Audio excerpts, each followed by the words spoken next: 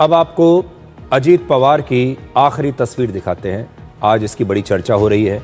ये तस्वीर आज सुबह इसी विमान में बैठने के बाद ली गई थी, लेकिन तब किसी ने कल्पना भी नहीं की थी कि ये उनकी आखिरी तस्वीर बन जाएगी। बारामती एयरपोर्ट पर मौजूद चश्मदीद गवाहों ने यह कहा कि जब विमान नीचे आ रहा था तब ऐसा लगा कि वो क्रैश हो जाएगा और कुछ ही सेकंड्स में ये विमान क्रैश हो गया। तुलाटोळे आम्ही गोजबावीमध्ये राहतो आणि आमच्या पाठीमागेच विमानतळ म्हणजे एरोप्लेनची धावपट्टी आहे आणि ते आम्ही बाहेर काम करत असताना अगोदर आलेलं विमान ते आम्ही म्हणजे पाहिलेलं, पण ते असं चांगलं गेलेलं, वरून उडून गेलं, ते रिटर्न फिरून परत माघारी आलं आणि गावाकडे गेलं. गावाकडून आल्यानंतर ते खूप खाली म्हणजे आलतं आणि खाली आल्यानंतर आम्ही बाहेरच होतो. ते असं वरती जायचं, ते धावपट्टीच्या कडेला असं ते क्रॅश झालं आणि क्रॅश झाल्याबरोबर असं पलटी होऊन त्याचा असा मोठा स्फोट झाला. मग आम्ही पाहिलेलं, आम्ही बाहेरच होतो तेव्हा, म्हणजे 8:45 पावणे 9ला ही घटना झालेली. मग आम्ही खूप घाबरलेलो. आमच्या घराच्या पाठीमागे त्याचे पाठे सगळे पडलेले होते आलेले. मग आम्ही सगळे म्हणजे पट्टीवरती माणसं आहेत ना एरोप्लेनची, त्यांना फोन केलं, त्यांना कळवलं. ते नंतर आले, पोलीस हे आले, मग ते अग्निशामक आला आणि ते खूप मोठा म्हणजे जाळ झालेला 15 मिनिटं असा विजत नव्हता. ते सगळे आले असे म्हणजे उभा राहिलेले. मग नंतर विजवला आणि ते पोलीस आल्यानंतर आमच्या घरी आले, म्हणले पाणी द्या. मग आम्ही एवढा मोठा जाळ झाला की म्हणजे बादल्या नेल त्या पाण्याच्या, पण आम्ही काहीच करू शकलो नाही. तरी पण त्या दिल्या आणि साईडला एक बॉडी पडलेली ती पाहिली, पण म्हणजे ते आम्हाला माहीत नव्हतं कोणाची आहे, पण ती नंतर कळलं की अशी दादांची बॉडी होती आणि ते फक्त वरचं मुंडकं असं ते साईडला गेलेलं आणि खालची बॉडी होती ते पूर्ण फुगलेली आणि असे त्यांचे म्हणजे हातपाय असे मोठे झालेले सगळं ते पाहिलेलं. नंतर त्यांनी मग आम्हाला मग आम्ही कापड ब्लँकेट ही नवीन नेली. बहुत दुख भरी दर्द भरी घटना है ये। हमने देखा कि एरोप्लेन जब नीचे आया था ऐसा लग रहा था उसका क्रैश हो जाएगा ऐसा हम सोच रहे थे, तभी क्रैश हो गया। हम देखे कि हमें लगा नहीं क्रैश हो गया है, लेकिन एयर ट्रैप पे उतरेगा ऐसा लगा, उतर रहा है, लेकिन क्रैश हुआ और उसके बाद स्फोट हो गया उसका जबरदस्त। स्फोट होने के बाद वो हम देखने आए, पहले देखा तो उसको आग लगी थी पूरे प्लेन को, और उसके बाद 4-5 स्फोट हो गया विमान में उसका, और उसके बाद बहुत लोग आ गए और उसने निकालने की कोशिश की, लेकिन बड़ी आग लगी, उसके कारण कोई मदद नहीं कर सकता। लेकिन हमने देखा है कि पायलट ने भी ट्राई किया होगा कि लैंडिंग करने का, लेकिन लैंडिंग हुआ नहीं है। ये बहुत शोक वाली घटना है। हमने देखा पूरा एक नीचे आ रहा था, ट्रैप पे आ रहा था, ट्रैप के नजदीक 100 फुट से नजदीक आके गिर गया है। आगे बढ़ने से पहले आपको अजीत पवार की आखिरी तस्वीर एक बार फिर से दिखाना चाहता हूं, और इसमें सभी लोगों के लिए बहुत बड़ी सीख है। ये आज उनकी आखिरी तस्वीर है। अजीत पवार इस प्राइवेट प्लेन में बैठे हुए हैं, उनके साथ उनके पीएसओ बैठे हुए हैं। कितनी आसानी से हम अपने आगे की योजना बना लेते हैं, कितनी आसानी से हम अपने अगले दिन का, अगले हफ्ते का, अगले महीने का पूरा कार्यक्रम बना लेते हैं।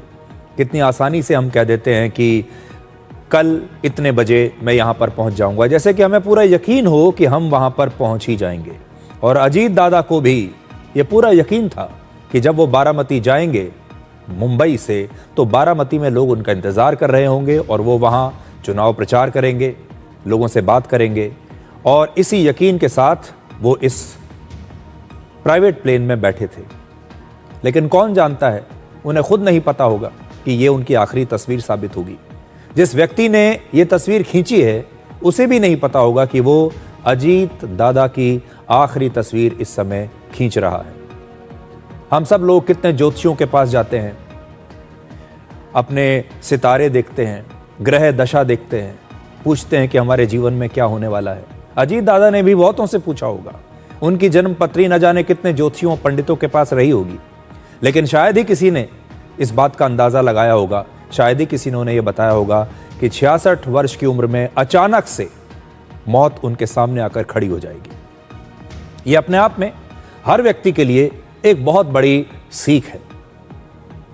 अजीत पवार जिला परिषद चुनाव के लिए बारामती में एक जनसभा को संबोधित करने के लिए यहां पर आ रहे थे, और वो सुबह 8:10 पर मुंबई से करीब 255 किलोमीटर दूर बारामती के लिए रवाना हुए। उनके विमान ने करीब 35 मिनट तक बिना किसी परेशानी के उड़ान भरी। ये क्योंकि ज़्यादा लंबी दूरी नहीं है, लगभग 250 किलोमीटर की दूरी थी। और करीब 8:18 पर इस विमान के पायलट ने बारामती के एयर ट्रैफिक कंट्रोलर यानी एटीसी से पहली बार बात की। तब पायलट ने बारामती में हवा की रफ्तार क्या है ये जानने की कोशिश की। विजिबिलिटी के बारे में पूछा। विजिबिलिटी का मतलब है कि पायलट को कितनी दूर तक साफ दिखाई दे रहा है। और एटीसी ने उन्हें बताया कि बारामती में इस समय हवा बिल्कुल शांत है, मौसम ठीक है और जो विजिबिलिटी है वो करीब 3 किलोमीटर तक है। 3 किलोमीटर की जो विजिबिलिटी होती है वो बहुत अच्छी मानी जाती है। अब आपको बताते हैं कि लैंडिंग से पहले आखिरी कुछ मिनटों में क्या हुआ था। लगभग 8:40 पर यह विमान लैंडिंग करने के लिए आसमान से नीचे की तरफ आने लगा। जब एटीसी ने उनसे पूछा कि क्या उन्हें रनवे दिखाई दे रहा है, तब पायलट ने कहा कि उन्हें रनवे दिखाई नहीं दे रहा और इसीलिए उन्होंने लैंडिंग को अबॉर्ट करके हवा में एक और चक्कर लगाया और फिर दोबारा लैंडिंग करने की कोशिश की। दूसरी कोशिश में भी सबसे पहले पायलट ने यही कहा कि मुझे रनवे दिखाई नहीं दे रहा। एटीसी ने पूछा, आपको रनवे दिख रहा है? पायलट ने कहा, नहीं, मुझे नहीं दिख रहा। और फिर 8:43 पर पायलट ने अचानक ही यह कहा कि अब रनवे उन्हें दिखाई दे रहा है और फिर एटीसी ने विमान को लैंडिंग की अनुमति दे दी।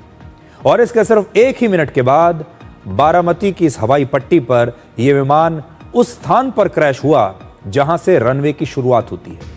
हैरान करने वाली बात यह है कि बारामती में मौसम बिल्कुल साफ था। इसके बावजूद यह दुर्घटना कैसे हो गई, ये एक जांच का विषय है और इस दुर्घटना की जांच नागरिक उड्डयन मंत्रालय के एयरक्राफ्ट एक्सीडेंट इन्वेस्टिगेशन ब्यूरो की एक टीम अब कर रही है। ये एक सरकारी एजेंसी है जो हवाई जहाज से जुड़े तमाम हादसों और गंभीर घटनाओं की जांच करती है। प्रिलिमिनरी इन्वेस्टिगेशन या प्रिलिमिनरी जो समाचार हमें मिला है उसमें इतनी जानकारी थी कि जब वो लैंड करना चाहते थे सुबह करीब 8:48 AM के आसपास, तो उस समय विजिबिलिटी थोड़ा पुअर था उधर। और जब एटीसी बारामती से उनका जो कांटेक्ट हो रहा था फ्लाइट के लिए पायलट से, तो एटीसी वालों ने पूछा कि क्या रनवे साइट में है, तो उनके तरफ से आया कि रनवे साइट में अभी नहीं है। तो उसके बाद उन्होंने एक गो अराउंड भी किया। गो अराउंड करने के बाद फिर से एक बार कोशिश करी कि हमारे एटीसी से जो बारामती में जो FTO हैंडल्ड एटीसी है उनसे वार्तालाप चल रही थी। तो उस समय जब दोबारा लैंड करने आए तब भी उनसे पूछा गया था कि विजिबिलिटी है कि नहीं रनवे का। तो उसके बाद पहले तो उनका समाधान नहीं है, फिर उसके बाद आया कि विजिबिलिटी है। तो लैंडिंग क्लियरेंस जैसी एटीसी ने दिया उसके बाद तुरंत देखा गया कि ये एक्सीडेंट हुआ है। बहुत दुखद घटना है, तो इसके ऊपर और जानकारी हमें मिलनी चाहिए। इन्वेस्टिगेशन पूरी तरह से ट्रांसपेरेंट और अकाउंटेबल वे में हम करेंगे। बारामती में कोई बड़ा एयरपोर्ट नहीं है, ये एक अनकंट्रोल्ड एयरफील्ड है। इसका मतलब है कि यहाँ पर कोई नियमित एयर ट्रैफिक कंट्रोल नहीं है, क्योंकि यहाँ पर जो हवाई जहाज़ों का ट्रैफिक, ये कह लीजिए आवाजाही जो है वो बहुत कम होती है। यहाँ एटीसी की जो भूमिका है वो बारामती में ही मौजूद लोकल फ्लाइंग ट्रेनिंग ऑर्गेनाइजेशंस के इंस्ट्रक्टर्स या फिर पायलट निभाते हैं। बारामती एयरपोर्ट पर एक छोटा सा रनवे है जिसकी लंबाई करीब 1770 मीटर है। इस एयरपोर्ट पर लो विजिबिलिटी में विमानों की लैंडिंग में मदद करने के लिए नेविगेशन के उपकरण भी नहीं है। जैसा मैंने आपको कहा कि यहाँ पर एक प्रॉपर एटीसी है ही नहीं, क्योंकि ये रेगुलर एयरपोर्ट नहीं है। यानी पायलट्स को लैंडिंग के दौरान किसी भी प्रकार की कोई मदद एटीसी से वहां पर नहीं मिलती है, जो टेक्निकल मदद बड़े एयरपोर्ट्स पर मिलती है। और इस एयरपोर्ट पर सिर्फ प्राइवेट प्लेन्स ही उतरते हैं।